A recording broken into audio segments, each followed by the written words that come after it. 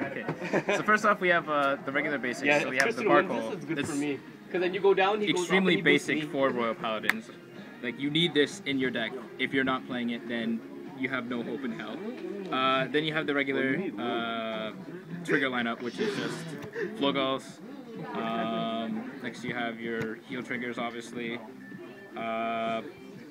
You obviously, some people, it's kind of controversial how you want to do this, but to lose is generally the way you want to go, just in case you want to bring that up first. I would see no reason in doing that, but yeah.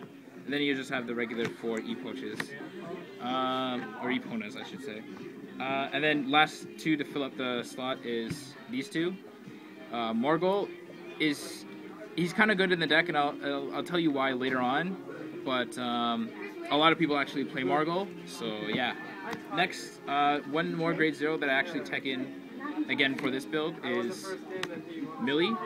Millie is extremely good. She's at 10k, and it adds to the soul. Again, I'll get into why this is a great tech. So go straight to the soul to add in for your 8 and 5 triggers. Next we have our grade 1 lineup. This guy is actually a hero, and he is Young Pegasus Knight. Young Pegasus Knight says, during your main phase, whenever you soul put 1 card to the soul, you actually get 3k. And a lot of people don't like this, but I like this a lot because you can actually use him for Lohengrin, which I will get into a little bit later. He's also good when you use it with Pongo. So I used Pongo, and again, I'm missing a Pongo right there. But Pongo says that when you counterblast 1, you put it to your soul, again, using it with Young Pegasus Knight, you search for a soul saver. So you don't get locked later on in the game, and you have your soul saver to use it later on, and you boost up with Young Pegasus Knight. Young Pegasus Knight, I'm telling you right now, 9k booster, especially in this format, is awesome. And then we just have, you know, regular things like 8k Marin, and then 4 flash shields. It's either 3 or 4, it doesn't matter. This one is just a crystal pony. Next we have grade 2s. Essential for every Royal Paladin deck is at least 1 Blaster Blade. 3 is minimum.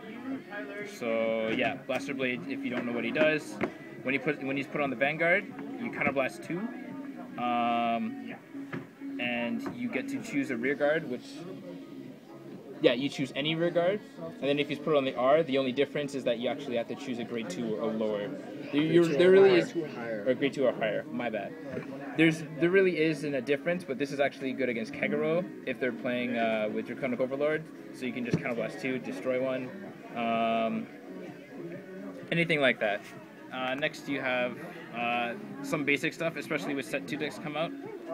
Gordon is a hero.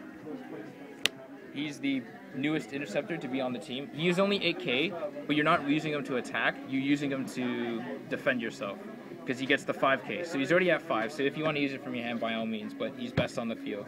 He gets boosted up to 10k, and then you just have your regular Galatins. I'm just going to show this once.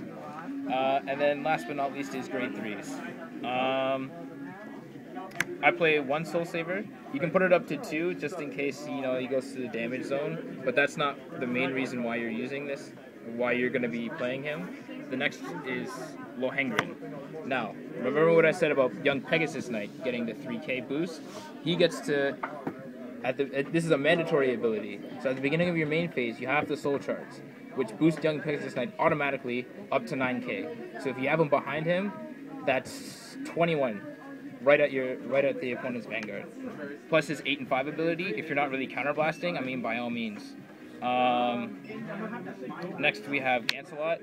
Gancelot's just cool to have 1 of. If you're grade locked, you can just kind of flash him out and grab a Blaster Blade, which is a grade 2.